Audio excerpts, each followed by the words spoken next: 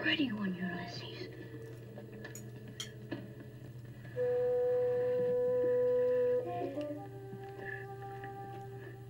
There it is. Hello BookTube, I'm Sean the Book Maniac. Welcome back to my channel. This is a tea towel from Australia, one of the many fabulous Australian souvenir type gifts that and her husband gave Kenji and I when they paid us a visit a couple weeks ago. And I thought that was a nice way to get into this video. They also gave us a huge bag of Australian candy. So, Jacqueline, I'm planning to make you drool when I show you the few that are left, because we've been scarfing them down like there's no tomorrow. What's this one called? Curly Whirly. Got a few of those. And min ties. Oh, we got a bag open, so there's another bag. Oh, that's good. Or minties, min ties. Minties, probably. And thank God, one more box of Tim Tams, because I love these. We can get these in Tokyo, actually, but I sure enjoy the.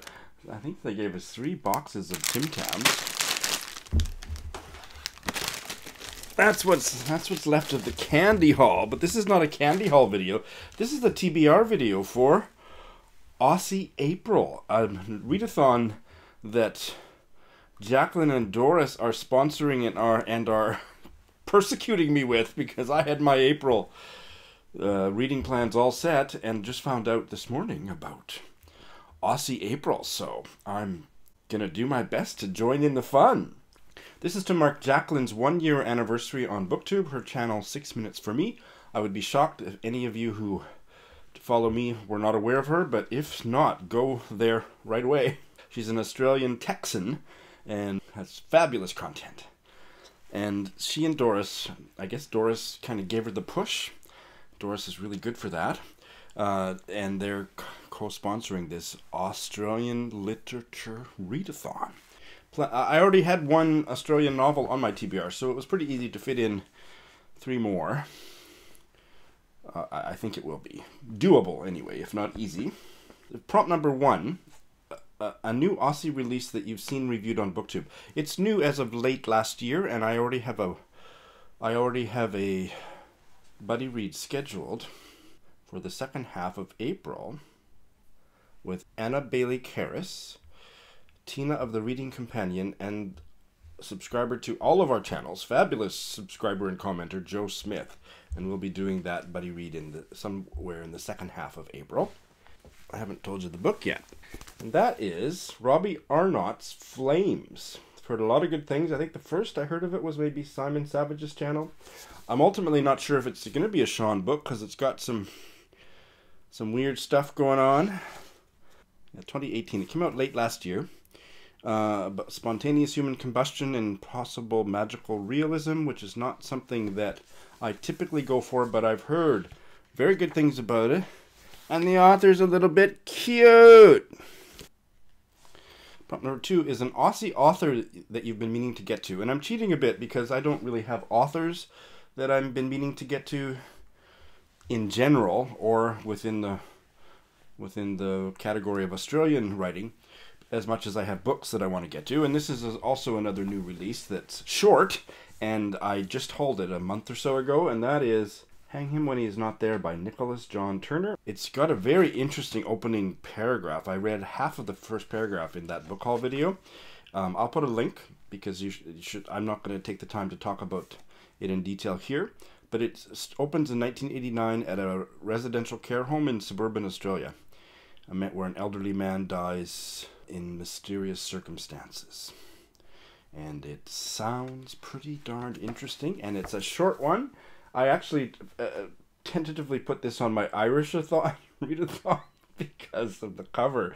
Green cover, I thought, oh, this is an Irish novel. No, it's from Australia. So we're finally going to get to it. Not finally. I've only had it a month or so, but I'm going to do that for Aussie April. So those are the 2 main prompts. I could leave it there, but you know me, I have to do I'm a notorious bailer, but I am a readathon completist. The first bonus prompt is a book by an Indigenous Australian author, and for that, I had a little look-see on Scribd, as I didn't have anything on hand. And I did consider Lukashenko's Too Much Lip, but it's about 400 pages, and I just don't think I can fit that in, but that would be a backup. I instead am going with an Aboriginal Australian writer, named Tara June Winch, and her debut. I actually don't know if it is a novel or stories. I know her second book is stories, but her first book is only 100 pages, so novella, I'm thinking. Let's open that up. Swallow the Air by Tara June Winch. Oh, I think they are short stories, perhaps. So great. Okay, well, I've got a lot of short stories happening this month, but why not, hey? Tara June Winch is born in 1983, an Australian writer of Aboriginal and European descent. The final bonus prompt is a Stella Prize listed book from any year, and I did have one on my shelf, so I am going to finally get to this, and this is another collection of short stories, Foreign Soil by Maxine Benaba Clark. I know Russell loved this. I can't remember. I've heard nothing but good about it, and it's a collection of short stories by Maxine Benaba Clark, an Australian writer of Afro-Caribbean descent. Alright, so I'm a notorious bailer, so those are my first 4 picks.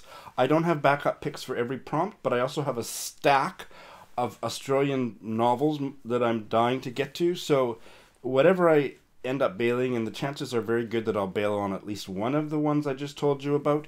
So, in no particular order, and I'm not going to take the time to explain them in more than a sentence or two to keep this video short.